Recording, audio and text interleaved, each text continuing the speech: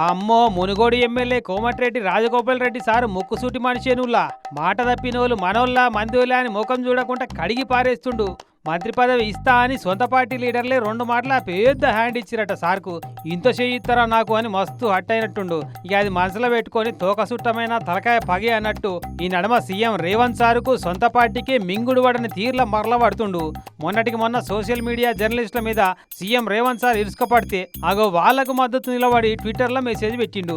జర్నలిస్టులను విడదీసి ఫాయిదా పొందాలనుకునేది బాధ్యతతోటి పనిచేస్తున్న సోషల్ మీడియాను పాలకులు గౌరవించాలనుకుంటా మాటలతోటే మండిపడ్డాడు.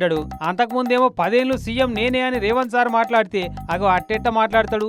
ప్రజాస్వామ్యబద్ధంగా ముఖ్యమంత్రి ఎన్నిక ఉంటది, ఇదేమన్నా మీ డాడీ జాగీరా అన్నట్టు కామెంట్ పెట్టిండు. పదవులు వద్దు ప్రజలే కావాలన్నాడు కదా, నేను కావాలనుకుంటే మంత్రి అవుతుంటే కానీ కాలేదు అని అన్నాడు. పదవుల కోసం దిగజారను కాలు మొక్కను అంటుండు.